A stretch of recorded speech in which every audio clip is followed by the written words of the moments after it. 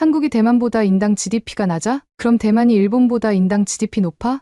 높기는 한데 더 잘 사는 건 한국 같기는 해. 대만에 있는 카페에서 정치 얘기를 하던 학생들이 갑자기 GDP 얘기를 하면서 놀라고 있는데요. 한국이 대만보다 잘 살 거라고 생각했는데 대만 GDP가 더 높은 것에 대해 의문을 가지고 있는 것 같은데요. 왜 그러는 걸까요? 안녕하세요. 저는 대만에서 대학을 다니고 있는 응우엔이라고 합니다. 제 전공은 경영학이고 나중에는 마케팅으로 취직을 하고 싶어요. 하지만 요즘은 공부보다 더 심각한 일이 있어요. 대만은 지금 총선거를 앞두고 있는데요. 요즘 분위기가 뒤숭숭해요. 거의 미국과 중국의 싸움이거든요. 지금 1등인 후보는 친미 후보고 이에 대항하는 후보는 친중 후보예요. 대만 사람들이요?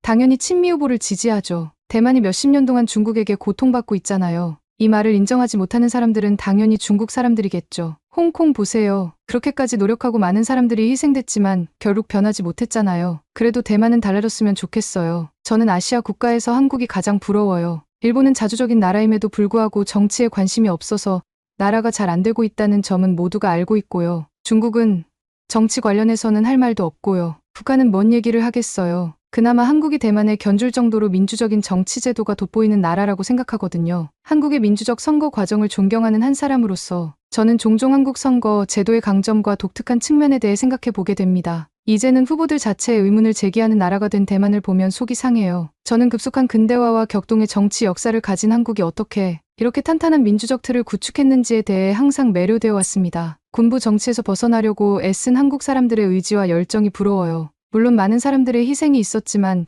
결과적으로 벗어난 것도 부럽고요. 활기찬 민주주의로 나아가는 한국의 여정에 대해 처음 배웠던 기억이 납니다. 평화적인 시위와 강력한 시민 참여를 통해 표출된 국민의 의지가 어떻게 정치, 지형을 형성하는 데 결정적인 역할을 했는지 보는 것은 매우 고무적이었습니다. 한국 선거에서 가장 인상 깊었던 것은 높은 수준의 국민 참여와 투명한 선거 과정이었어요. 저는 선거에 관한 다큐멘터리를 보고 기사를 읽으며 효율적이고 공정하게 선거를 진행하는 방식에 감탄했습니다. 투표의 보안과 기밀을 보장하면서 절차를 간소화하기 위해 기술을 사용하는 것이 인상적이었습니다. 무엇보다 가장 부러운 건 다른 나라의 힘을 빌리지 않고 한국만을 위한 후보를 골라낼 수 있다는 건데요. 저희 선거는 거의 이게 대만의 선거인지 중국과 미국의 선거인지 감이 안 올 정도로 무섭고 절망적이니까요. 심지어 저도 모르겠어요. 전쟁은 싫지만 중국의 편을 안 들게 되면 전쟁이 일어날 수도 있는 거 아니에요? 하지만 중국이 대만 사람들한테 하는 꼴을 보면 또 친중 후보를 지지하기도 싫어요. 저 같은 사람들이 많겠죠. 최근에는 어떤 사건도 있었냐면요. 대만의 록 밴드 중에 메이데이라는 밴드가 있어요. 어쨌든 대만 총통 선거를 며칠 앞두고 중국이 이들에게 친중 메시지를 말하라고 했대요. 대만은 중국의 나라라는 말을 공개적으로 하라고 한 거죠. 이제 대만은 무슨 말도 못하는 곳이 되었어요.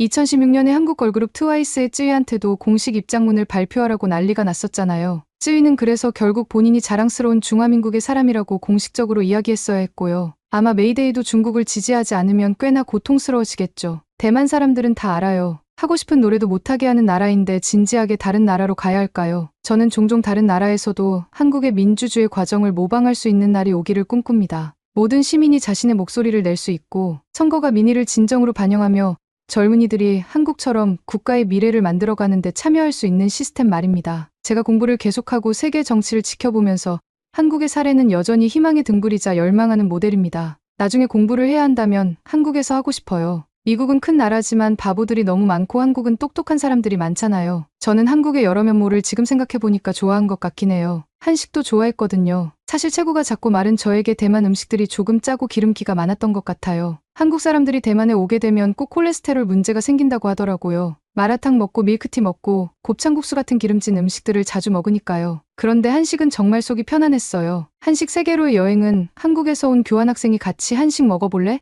하면서 시작됐어요. 처음에는 라면이었는데요. 라면을 먹고 나서부터는 파전, 그 이후에는 김치찌개였어요. 매운맛, 톡 쏘는 맛, 아삭함이 완벽한 조화를 이루는 김치는 순식간에 제 입맛을 사로잡았죠. 이 간단한 채소 발효 요리가 어떻게 조리 방법에 따라 맛과 식감이 이렇게 달라질 수 있는지 놀라웠어요. 가끔 김치 게임도 했어요. 김치 게임 아세요?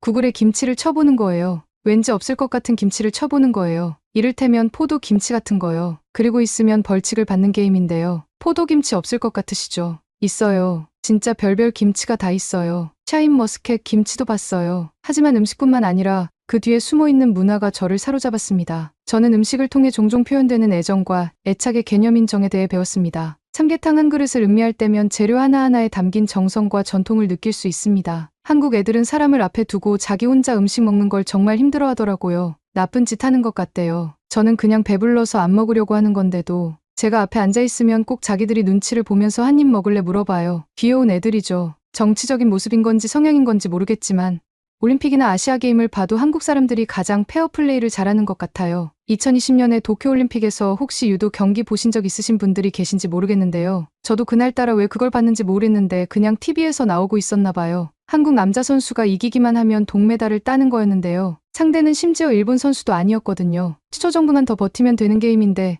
심판들이 절대 휘슬을 안 불더라고요. 일부러 한국이 메달을 못 따게 하려고 노력하는 것 같았어요. 일본 애들은 꼭 이렇게 눈에 훤히 보이는 거짓말이나 음침한 행동을 하더라고요. 한국인 맨날 그걸 견디고 있고요. 결국 동메달을 가져가긴 했지만 한국 애들 괜히 안쓰러웠어요. 물론 중국 대표팀으로 나가야 하는 대만 사람이 한국을 안쓰러워하는 것도 웃기긴 하지만요. 바로 대한민국 대표팀이 보여준 페어플레이 정신이 저에게 깊은 인상을 남겼습니다. 저는 항상 열렬한 스포츠 팬으로서 올림픽을 열렬히 응원해왔지만 이번 올림픽에서는 선수들의 뛰어난 기량보다 선수들의 행동에 더 집중했습니다. 또 다른 감동적인 순간은 한국 대표팀이 패배에 대처하는 방식이었습니다. 실망스러운 순간에도 한국 선수들은 우아함과 품위를 유지하며 상대 선수들에게 진심 어린 미소와 정중한 인사로 축하를 건넸습니다. 무엇보다도 경기의 정신을 소중히 여기는 것이 분명했습니다. 중국의 스포츠 정신이요? 말도 못하죠. 쇼트트랙 한 번만 보시면 돼요. 저는 쇼트트랙이 손도같이 쓰는 경기인 줄 알았어요. 진짜 그런 거 볼 때마다 중국이랑 대만이 같이 묶이는 게 너무 스트레스예요. 중국 스케이터 중 한 명이 뭔가 이상해 보이는 전술을 구사하는 것을 발견했습니다. 일반적인 경쟁이나 전략적인 포지셔닝이 아니라 뭔가 달랐습니다. 거의 눈에 띄지 않을 정도로 미묘한 차이가 있었지만 다른 스케이터들의 리듬을 방해하기에 충분했습니다. 처음에는 제가 상황을 잘못 해석하고 있는 건 아닐까 생각했습니다. 쇼트트랙은 빠르고 격렬한 스포츠이기 때문에 접촉이 드물지 않습니다. 하지만 경기가 계속되면서 분명해졌습니다. 이것은 우발적인 접촉이나 우발적인 충돌이 아니었습니다. 다른 선수를 방해하여 이득을 취하려는 고의적이고 계산된 노력이었습니다. 저는 좌절감과 함께 스포츠 정신이 훼손되고 있다는 느낌을 받았습니다. 쇼트트랙 스피드 스케이팅은 다른 스포츠와 마찬가지로 기술, 전략, 속도가 핵심입니다. 선수들이 자신의 한계를 뛰어넘고 정정당당하게 경쟁하는 스포츠입니다. 저딴 식으로 경기를 하면서 자기들이 스포츠 선수라고 말을 할 수가 있나 싶어요. 물론 저는 아직 대학생이라서 제 직업도 결정되지 않은 사람인데요. 요즘은 이민을 진지하게 생각 중이에요. 기왕 이민을 갈 거라면 같은 아시아권으로 가고 싶은데 중국은 절대 안 가죠. 중국에서 살 거라면 대만에서 계속 사는 게 낫겠죠. 일본은 잘 모르겠어요. 무너져가는 나라라고 생각하고 정치와 역사 때문에 더 이상의 발전이 없다고 생각하는데 갈 가치가 있을까요? 그래서 요즘 생각하고 있는 게 한국이에요. 전 한국에서 살아본 경험도 있거든요. 비록 6개월이었지만요. 작년에 교환학생을 갔다 왔었어요. 제가 이민을 고려하는 이유 중에 하나는 수입 때문인데요. 사실 2022년 총생산 GDP와 1인당 GDP를 대만이 한국을 이겼거든요. 그런데 여기에는 경제적 역설이 있어요. 일단 TSMC가 혼자 너무 높은 수익을 차지하고요. 이 때문에 대만 GDP가 너무 한 기업에 의존하는 현실이 된 거예요. 그래서 대기업 근무자와 중소기업 근무자의 수입 차이가 너무 커요. 제가 이 얘기를 하면 한국 사람들이 웃으면서 그러더라고요. 한국도 월급 차이가 크다고요. 그럼 제가 여기서 이 말을 하면 다들 입 다물어요. 대만 중소기업 근무자의 월급은 150만 원밖에 안 된다고요. 이 문제를 더 깊이 파고들면서 대만 경제는 특히 기술과 제조업 분야에서 괄목할 만한 발전을 이루었지만 이러한 발전이 반드시 일반 근로자의 임금 인상으로 이어지지는 않았다는 사실을 깨달았습니다. 이는 저를 비롯한 많은 동료들과 함께 고민하고 있는 현실입니다. 우리는 반도체와 전자 분야의 글로벌 강국인 대한민국에 살고 있지만 많은 사람들이 생활비 상승을 따라잡기 위해 고군분투하고 있습니다. 이러한 격차가 특히 젊은 세대 사이에서 좌절감으로 이어지는 경우가 많은 것 같아요. 저희는 대만의 경제 기적, 즉 농업사회에서 기술에 능숙한 국가로 빠르게 변모하는 과정을 목격하며 자랐는데요. 하지만 우리의 월급을 보면 그 번영이 손에 닿지 않는 것처럼 느껴집니다. 저는 이러한 상황이 환멸감을 불러일으켜 일부 유능한 인재들이 해외로 기회를 찾아 떠나는 것을 보았습니다. 두뇌 유출이 심각한 문제가 되고 있습니다. 이는 산업구조, 노동법, 글로벌 경제 역학 등의 요인과 연관된 복잡한 문제입니다. 한국은 대학을 안 나오고 성인이 아르바이트만 해도 200만 원을 번다면서요. 부러워요. 그리고 제가 또 한국을 고민하는 이유가 있어요. 한국이 좀 대만과 비슷한 점이 있는 게요. 폭력이 없어도 법을 잘 지켜요. 일단 첫 번째로 코로나 때 보면 한국이랑 대만이 가장 마스크를 지키라는 이야기를 잘 들은 나라예요. 그리고 두 번째로 다른 나라들 무단횡단 엄청 잘하는 거 아세요? 무단횡단 안 하는 나라가 별로 없어요. 그러니까 한국이랑 대만에서는 무단횡단하다가 교통사고가 나면 무단횡단 한 사람을 욕하잖아요. 유럽 국가나 미국 같은 나라들은 차가 잘 피했어야지라고 생각해요. 거짓말 같죠? 저도 거짓말인 줄 알았어요. 근데 진짜로 그래요. 그런데 한국이랑 대만은 무단횡단도 잘 안 하고 폭력이 없어도 법을 잘 지켜요. 중국은 일단 법을 잘 안 지키는데 또 법을 안 지키면 경찰이 몽둥이로 때리잖아요. 요즘 시대에 경찰이 몽둥이를 드는 나라가 어디 있어요. 서울에 첫 발을 내딛는 순간부터 규칙과 사회적 규범을 꼼꼼하게 준수하는 모습을 발견했습니다. 횡단보도에서 인내심을 갖고 기다리는 보행자, 심지어 텅 빈 도로에서도 성실하게 신호를 지키는 보행자의 모습은 매우 매력적이었습니다. 이러한 규칙에 대한 존중은 교통규칙을 넘어서는 것이었습니다. 공공장소에서는 사람들이 쓰레기와 재활용 쓰레기를 정확하게 분류하는 것을 목격했는데 이는 환경적 책임에 대한 그들의 헌신을 증명하는 것이었습니다. 가장 인상 깊었던 것은 법을 준수하는 것뿐만 아니라 그 밑바탕에 깔려있는 집단적 책임감이 있는 것 같아요. 제가 만난 한국인들은 법을 지키는 것을 부담스러운 일이 아니라 공동체의 안녕과 화합에 기여하는 일로 여기는 것 같았습니다. 이러한 사고방식은 질서정연한 대중교통, 깨끗한 거리, 도시의 전반적인 안전과 보안에 대한 인식에서 분명하게 드러났습니다. 그리고 저는 한국이 폐쇄적일 거라고 생각했어요.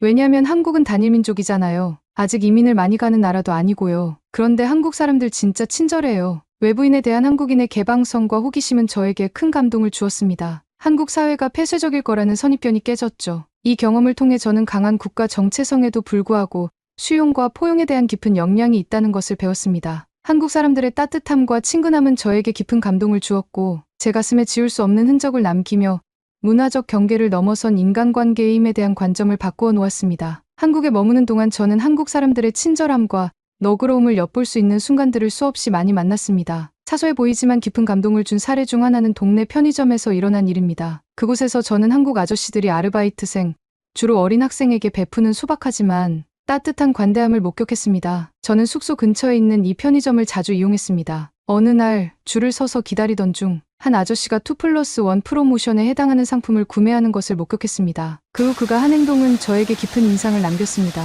그는 3가지 상품을 모두 자신이 가져가는 대신 카운터에 있는 아르바이트생에게 친근하게 고개를 끄덕이며 따뜻한 미소를 지으며 공짜 상품을 건네주었습니다. 처음에는 일회성 제스처라고 생각했습니다. 하지만 그곳에서 더 많은 시간을 보내면서 이런 일이 흔한 일이라는 것을 깨달았습니다. 날마다 다른 아저씨들이 젊은 노동자들에게 여분의 물건을 주는 경우가 많았습니다. 무심코 하는 행동이었지만 한국인들의 따뜻함을 엿볼 수 있는 행동이었습니다. 그리고 한국에서 살아보면 이 나라가 왜 발전했는지 아실 거예요. 한국 사람들 진짜 정신이 대박이에요. 자기들은 경쟁 심리가 별로 없다고 생각하는데요. 경쟁 심리가 미쳤어요. 학업 환경, 비즈니스 환경, 심지어 여가 활동 등 다양한 상호작용을 통해 한국인들 사이에서 탁월함을 향한 추진력과 결단력이 일관되게 드러났습니다. 언젠가 한국의 한 대학에서 학생들의 강렬한 집중력과 헌신을 직접 목격했던 기억이 납니다. 분위기는 야망으로 가득 차 있었습니다. 단순히 좋은 성적을 받는 것이 아니라 최고가 되는 것이 목표였고 이는 뿌리 깊은 경쟁 정신을 반영하는 것이었습니다. 이러한 경쟁심은 학업에 국한되지 않습니다. 예를 들어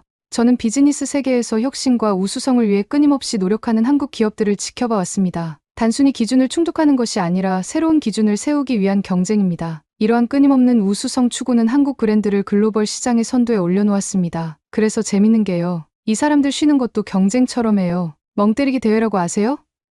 저는 이걸 보고 깜짝 놀랐어요. 그냥 멍 때리면 되지. 멍 때리는 것조차 대회를 만들어서 한다는 발상이 너무 한국인스럽잖아요. 하지만 단순히 승리를 위한 경쟁만 있는 것은 아닙니다. 저는 이러한 경쟁의 원동력이 노력과 인내, 끊임없는 개선을 추구하는 문화에 깊이 뿌리를 두고 있다는 것을 이해하게 되었습니다. 이는 차선책에 안주하지 않고 끊임없이 한계를 뛰어넘으려는 마음가짐을 다들 가지고 있는 것 같더라고요. 첫 번째 사연은 여기까지인데요. 다음 사연도 꼭 봐주실 거죠? 중국 따위 돌아가지 않을 거야. 한국이 이런 나라인 줄 왜 진작 알지 못했을까? 이 모녀는 한국에서 모종의 사건을 겪고 이민을 결심하게 되었다고 하는데요. 한국에서 도대체 어떤 일이 벌어졌길래 돌아가지 않는다고 하는 걸까요? 안녕하세요. 저는 중국에서 한 아이를 키우고 있는 엄마 송아라고 합니다. 중국의 작은 마을에서의 삶은 소박하지만 고단했습니다. 저 송아는 여느 엄마와 마찬가지로 집과 아름다운 딸 왕리를 돌보는 평범한 주부였습니다. 왕리는 제 인생의 빛이었죠. 하지만 어느 날 왕리가 끔찍한 교통사고를 당하면서 모든 것이 바뀌었습니다. 기억에서 지워버리고 싶은 그런 날이었죠. 사고로 왕리는 팔을 잃었어요. 하지만 저는 왕리가 살아있다는 것만으로도 다행스럽게 생각하고 있어요. 사고 후 며칠은 우리가 겪은 일 중 가장 힘든 시간이었습니다. 병원 복도는 우리에게 제2의 집이 되었고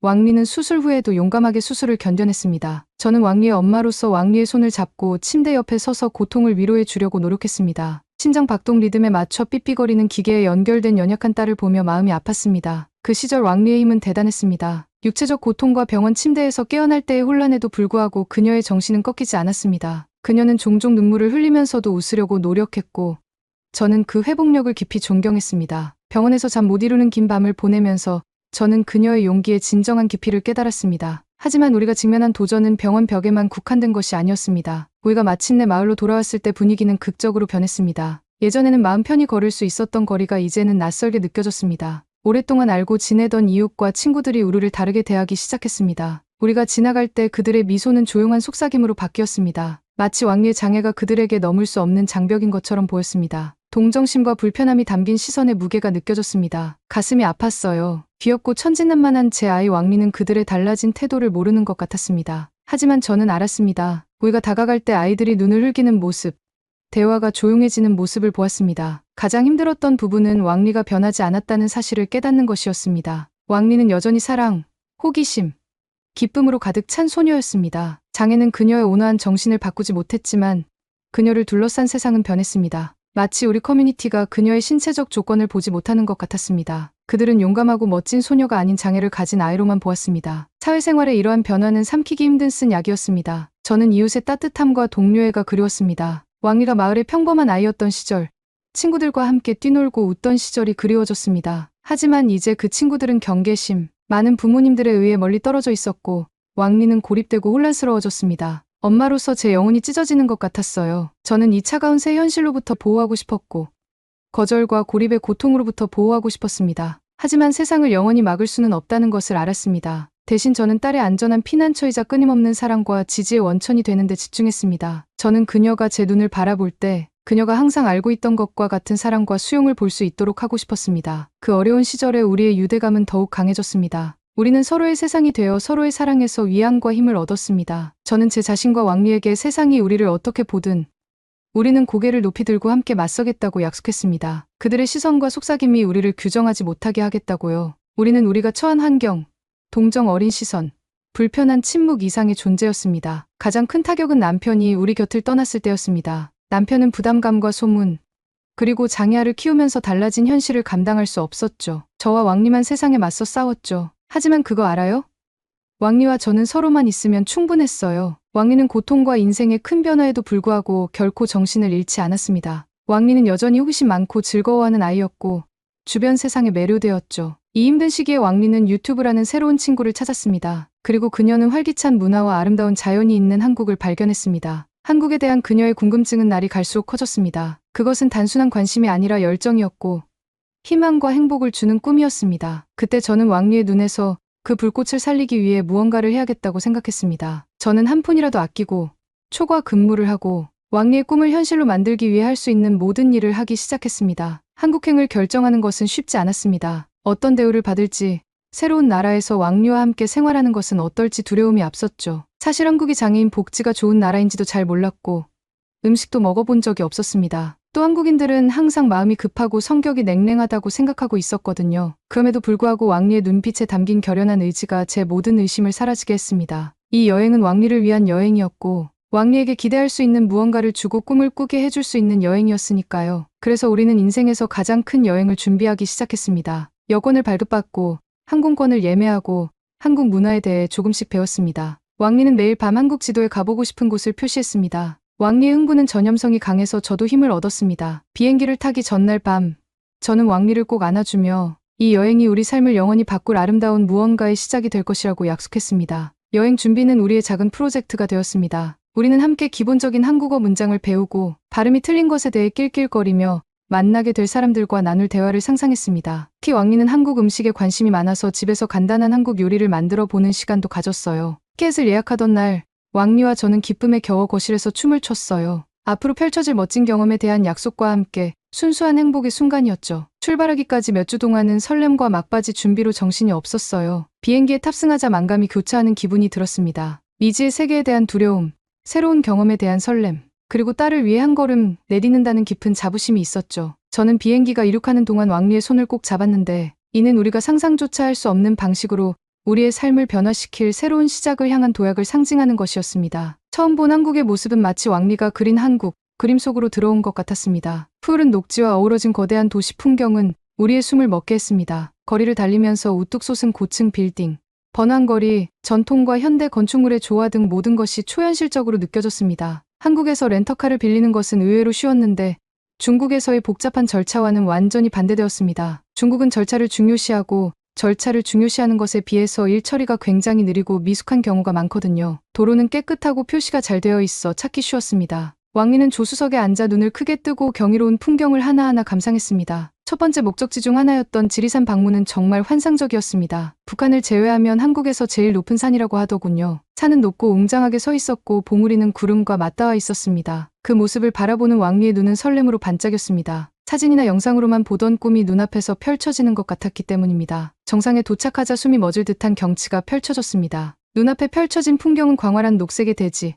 형형색색의 야생화가 흩어져 있고 구불구불한 오솔길로 이어져 있었습니다. 공기는 신선하고 상쾌했으며 산들바람이 나무 사이로 속삭였습니다. 잠시 동안 우리가 겪었던 모든 고난이 자연의 위험에 눌려 사라지는 듯했습니다. 한국인들의 친절은 지친 마음의 보약과도 같았습니다. 언어의 장벽에도 불구하고 한국 사람들은 따뜻하고 친절했습니다. 그들은 미소로 우리를 안내했고 때로는 몸짓이나 휴대폰으로 통역하며 길을 알려주거나 숨겨진 명소를 추천해 주었습니다. 이런 친절은 고국에서 느꼈던 고립감과 극명한 대조를 이뤘습니다. 우리는 다시 공동체의 일원이 되어 있는 그대로 환영받고 포용받는 기분이었습니다. 한국에서의 하루하루는 모험이 기다리고 있었습니다. 역사가 벽 사이로 속삭이는 궁궐을 탐험하고 맛있는 길거리 음식 냄새가 가득한 북적이는 시장을 거닐고 동화 속에 나올 것 같은 고요한 정원을 거닐었습니다. 왕리는 특히 경복궁에 매료되었습니다. 왕리는 옛 왕과 왕비의 이야기를 듣는 것을 좋아했고 옛 이야기를 들으며 상상력을 마음껏 펼쳤습니다. 중국에서 왕리의 장애는 종종 그녀를 낯설게 만들었지만 한국에서는 전혀 문제가 되지 않았습니다. 사람들은 쳐다보거나 귓속말을 하는 대신 미소를 지으며 도움을 주었습니다. 마치 장애가 아닌 왕리라는 사람을 보는 듯했습니다.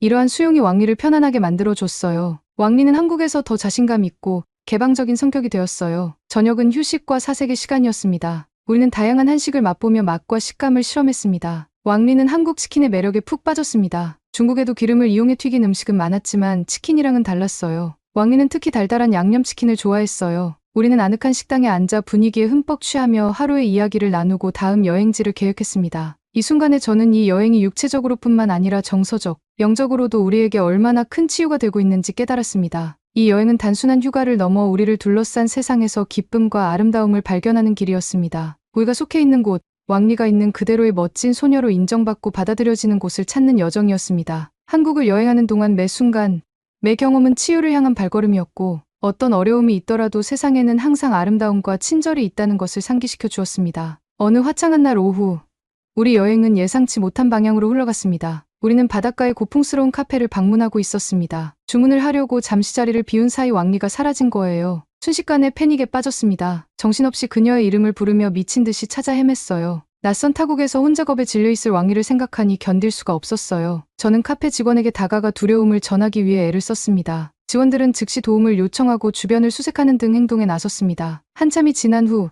지역 분실물 센터에서 왕리를 발견한 친절한 낯선 사람이 다가왔습니다. 정말 안도감이 밀려왔습니다. 센터로 달려가 보니 왕리는 무사히 한국 아이들과 함께 그림을 그리고 있었습니다. 왕리는 새로운 친구들에게 둘러싸여 완전히 편안해하며 웃고 있었습니다. 한국에서의 경험은 사람들이 장애인을 어떻게 인식하고 대하는지에 대한 중국과의 차이를 보여주었습니다. 중국에서는 왕리의 장애가 많은 사람들에게 불편함의 원인이었습니다. 사람들은 차가운 시선을 보내거나 등 뒤에서 귓속말을 하는 경우가 많았습니다. 매일 마주하는 가혹한 현실이었죠. 이러한 반응은 상처를 줄 뿐만 아니라 고립감과 이질감을 조성하여 떨쳐버리기 어려웠습니다. 왕리는 쾌활한 성격에도 불구하고 이러한 무언의 평가의 무게를 자주 느꼈습니다. 그런 역경 속에서도 정신을 잃지 않는 것은 끊임없는 싸움이었습니다. 하지만 한국에서는 상황이 확연히 달랐습니다. 도착하는 순간부터 저희는 미소와 친절의 몸짓으로 마음을 따뜻하게 해주었습니다. 왕리는 놀랍고도 감동적인 수준의 존중과 수용으로 대접받았습니다. 왕리는 호기심이 많고 주변 세계를 탐험하고 싶어하는 또 다른 아이로 보였습니다. 낯선 사람에게서 받은 공감과 이해는 과거의 거절로 인한 상처를 치유하는 연고와 같았습니다. 어느 날 서울의 번화한 시장을 둘러보다가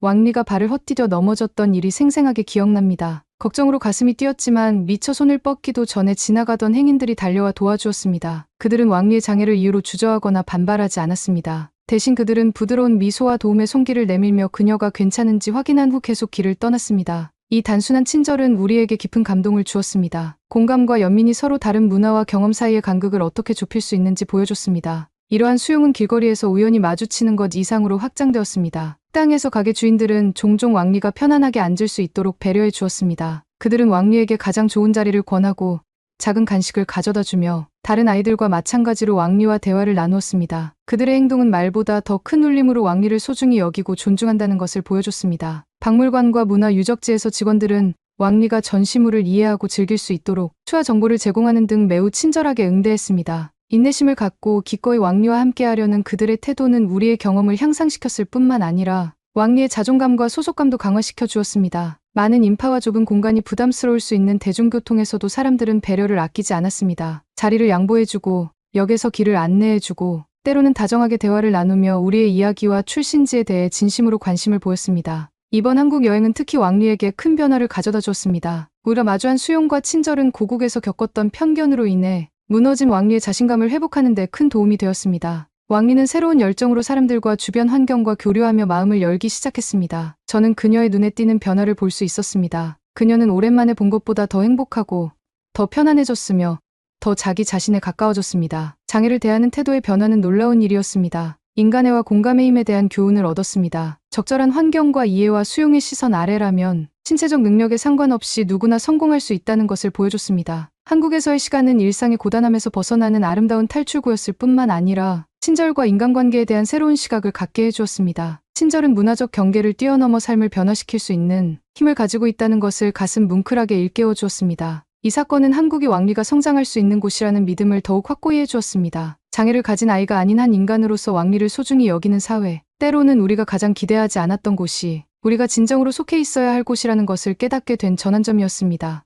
여행이 끝나갈 무렵 저는 그간의 경험을 되돌아보게 되었습니다. 한국은 우리에게 가능성의 세계에 눈을 뜨게 해주었습니다. 우리는 친절과 수용성, 그리고 꿈만 같았던 삶의 질을 경험했습니다. 집으로 돌아가는 길은 만감이 교차했습니다. 왕리는 떠나는 것이 슬펐고 저도 마찬가지였습니다. 한국은 우리를 소중히 여기고 존중해주는 곳, 고향처럼 느껴졌습니다. 힘들고 고립된 예전 생활로 돌아간다고 생각하니 마음이 착잡했습니다. 중국으로 돌아와서는 우리가 어딘가에 속해 있다는 느낌을 떨쳐버릴 수 없었습니다. 한국에서의 추억이 계속 머릿속을 맴돌았죠. 웃음, 모험, 소속감 등 모든 것이 아름다운 꿈처럼 느껴졌습니다. 저는 한국으로의 숙련 이민에 대해 조사하기 시작했습니다. 생각만 해도 벅찼지만 왕리에게 더 나은 삶을 주고 싶다는 생각에 힘이 났어요. 저는 왕리가 있는 그대로의 자신을 인정해주는 사회에 꿈을 키워주고 마땅히 누려야 할 기회를 주는 사회에서 성장하길 바랐습니다. 한국으로의 여행은 단순한 여행이 아니라 새로운 삶을 위한 창문이었습니다. 왕리가 자신의 진정한 모습을 드러낼 수 있는 삶, 타인의 시선에 대한 두려움 없이 살아갈 수 있는 삶이죠. 희망과 행복으로 가득 찬 미래를 엿볼 수 있었습니다. 한국으로의 이주를 계획하는 과정을 시작하면서 저는 목적의식과 결단력을 느꼈습니다. 우리의 여정은 우리에게 새로운 지평을 보여줬고 저는 그 꿈을 현실로 만들기 위해 무엇이든 할 준비가 되어 있었습니다. 우리 이야기는 사랑과 용기, 그리고 행복을 추구하는 힘에 대한 증거입니다. 장벽을 허물고 변화를 받아들이고 자신이 진정으로 속해 있는 곳을 찾는 이야기입니다. 제 이야기를 통해 다른 사람들이 아무리 불가능해 보이는 꿈일지라도 자신의 꿈을 쫓는 데 영감을 얻었으면 좋겠습니다. 때로는 가장 예상치 못한 길이 가장 아름다운 목적지로 이어지기도 하니까요. 오늘 마지막 사연도 끝났습니다. 내일도 좋은 사연으로 찾아오는 한국의 살얼이가 되겠습니다. 구독과 좋아요, 알람 설정 꼭 부탁드릴게요. 그럼 내일 봐요.